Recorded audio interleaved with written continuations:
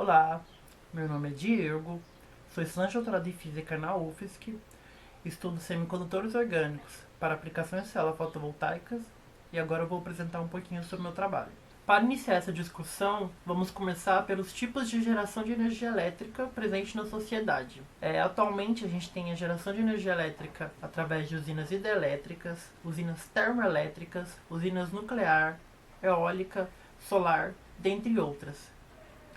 A maioria desse processo de geração de energia elétrica aqui citados apresentam grandes desvantagens em relação ao meio ambiente, sejam pelo seu descarte, pela sua poluição ou mesmo por alterar a trajetória dos rios, como por exemplo as usinas hidrelétricas, que prejudicam o ambiente, prejudicam a fauna e a flora local.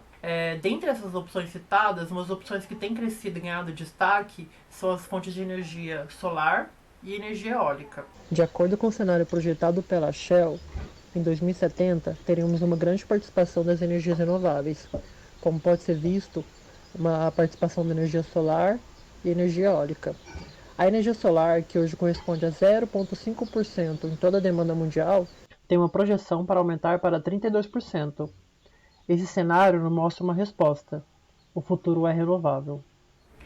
Essas são fontes de energia renováveis, isto é, são menos prejudiciais ao meio ambiente.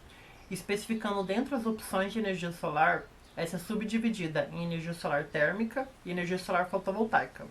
A energia solar térmica tem o seguinte funcionamento: os raios de sol são captados através de um conjunto de espelhos.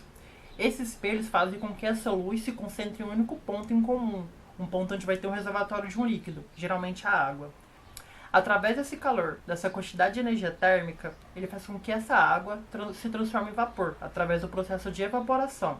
A partir disso, esse vapor vai movimentar as turbinas e vai provocar o acionamento dos geradores, tendo como resultado a produção de energia elétrica. A energia fotovoltaica tem um mecanismo diferente. Ela funciona através do efeito fotovoltaico. Mas o que é o efeito fotovoltaico?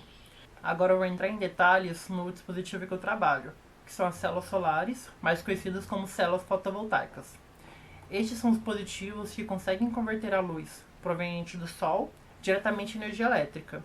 Esse mecanismo de conversão de luz em energia elétrica é chamado de efeito fotovoltaico. As células solares de silício são as mais conhecidas popularmente. Essas já são aplicadas em casas, em indústrias, já tem usinas elétricas construídas a partir desses dispositivos, inclusive aqui no Brasil. Estes dispositivos atualmente apresentam uma eficiência de conversão de energia, isto é, a quantidade de luz que foi transformada em energia elétrica, em torno de 26%, feito em laboratório, e em linha comercial, em torno de 6%. O silício é um material semicondutor, ele apresenta uma condutividade intermediária entre os isolantes e os condutores. O material condutor é um material em que consegue fazer uma condução elétrica a partir de uma pequena quantidade de energia, uma energia térmica.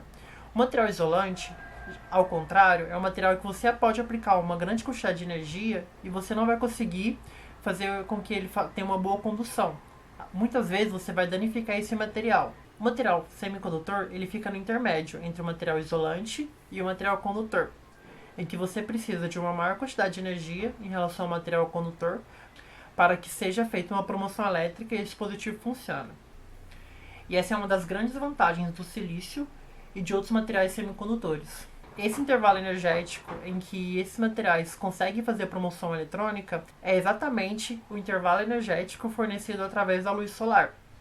E por isso estes materiais conseguem fazer a conversão da luz diretamente em energia elétrica.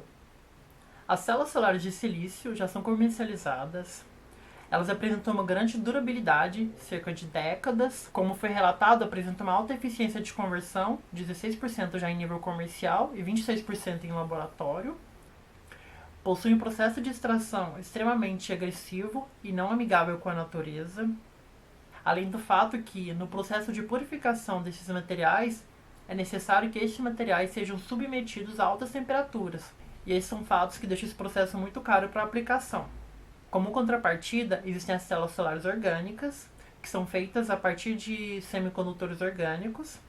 Estes materiais apresentam um baixo custo de produção, além do fato de apresentar uma leveza e uma gama de aplicabilidade muito superiores ao silício. que permite a produção de dispositivos em larga escala e a partir de jato de tintas. Possui uma grande demanda de aplicabilidade, desde carregadores flexíveis, bolsas carregadoras, que são coisas práticas para o nosso dia a dia, até janelas ou fachadas de edifícios, assim como tetos, estacionamentos e pontos de ônibus. O MOPV é basicamente um sistema que converte luz em energia elétrica, tendo como camada ativa, sua camada principal, a presença de semicondutores orgânicos como camada absorvedora. Uma OPV é constituída de algumas camadas. Assim como eu comentei, a sua camada ativa, que é onde vai ocorrer o efeito fotovoltaico, ela é constituída de dois eletrodos, onde vai ser a extração das cargas elétricas. Um eletrodo necessariamente tem que ser transparente. Aqui temos como, por exemplo, o ito, que geralmente é colocado sobre o vidro ou sobre um substrato flexível, como, por exemplo, o PET.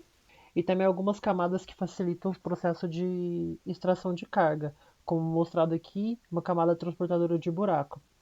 A partir da figura que contém o solzinho, dá para poder exemplificar como é que é o funcionamento de uma célula celular orgânica.